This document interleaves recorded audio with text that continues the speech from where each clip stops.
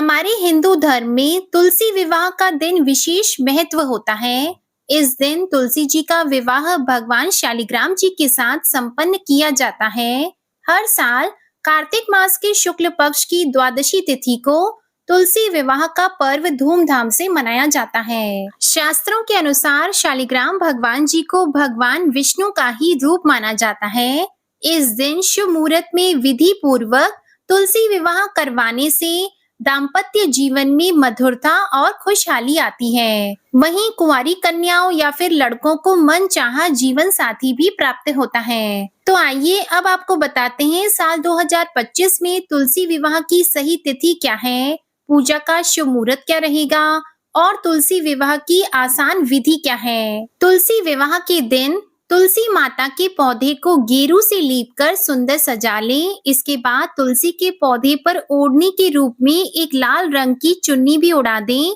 अब गमले के चारों ओर गन्नों को खड़ा करके विवाह का मंडप बना लें। फिर तुलसी माता को सुंदर साड़ी से लपेट दें। उन पर सभी श्रृंगार की वस्तुएं चढ़ाएं। शालिग्राम भगवान जी को स्नान करा के उन्हें पीले वस्त्र अर्पित करके चंदन का तिलक लगाने के साथ ही तुलसी के पौधे में ही या फिर अलग से एक चौकी पर स्थापित करें। इसके बाद उन्हें जनेऊ अर्पित करें। तुलसी माता और शालिग्राम भगवान जी को हल्दी लगाने के साथ ही धूप दीप दिखाकर गणेश भगवान की पूजा आरंभ करने के साथ ही विवाह की प्रक्रिया संपन्न करानी चाहिए। इसके बाद तुलसी जी और शालिग्राम भगवान जी के फेरे भी करवाने चाहिए।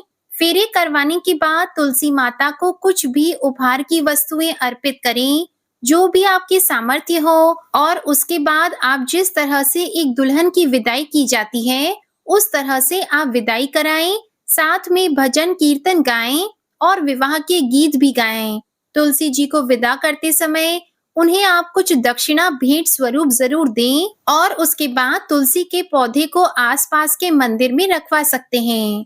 तुलसी जी का दान कर दिया जाता है, लेकिन जो लोग तुलसी के पौधे का दान नहीं करना चाहते, वे चाहें तो तुलसी के विवाह के बाद अपने घर में उसी तुलसी को रख सकते हैं जिनका विवाह आपने किया है। इस तरह आज के दिन तुलसी विवाह संपन्न कराने से कन्यादान के पुण्य की प्राप्ति होती है। जीवन में सुख सौभाग्य आता है और जिन लोगों के विवाह में रुकावटें आ रही हो, रुकावटें भी दूर होकर शीघ्र विवाह के योग बन जाते हैं। इस बार कार्तिक शुक्ल एकादशी 1 नवंबर शनिवार को सुबह 9:12 से शुरू होकर 2 नवंबर रविवार को सुबह 7:31 पर समाप्त होगी और एकादशी तिथि 2 दिन रहने के कारण इस बार 1 नवंबर शनिवार को दशमी युक्त एकादशी का व्रत रहेगा।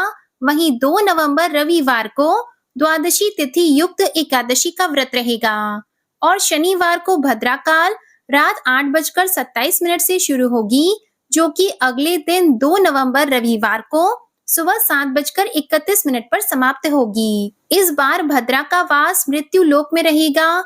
ये समस्त शुभ कार्यों के लिए अशुभ मानी जाती है, तो इस समय विवाह, मुंडन या कोई भी शुभ कार्य या नए व्यवसाय की शुरुआत नहीं की जाती। तो तुलसी विवाह भी भद्रा काल में नहीं किया जाएगा। 1 नवंबर शनिवार को तुलसी विवाह का शुभ मुहूर्त रहेगा शाम 5:36 से शाम 6:54 तक।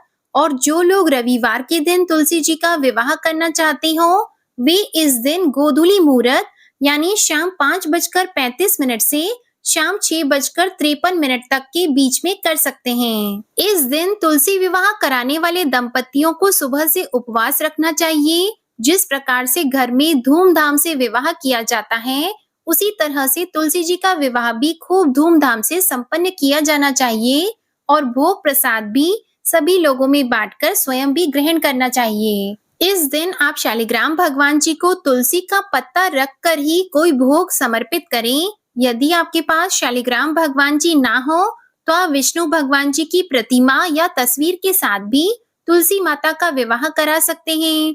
जो लोग किसी कारण से देव उठान एकादशी के दिन विवाह करने में असमर्थ हैं, किसी कारण से विवाह इस दिन ना करा पाए, तो आप देव उठान एकादशी से लेकर कार्तिक पूर्णिमा के दिन तक कभी भी शाम के समय तुलसी जी का विवाह करा सकते हैं।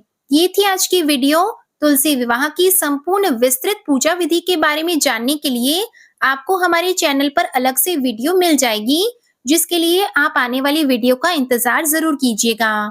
जानकारी अच्छी लगी हो तो वीडियो को लाइक और चैनल को सब्सक्राइब करना बिल्कुल मत भूलिएगा।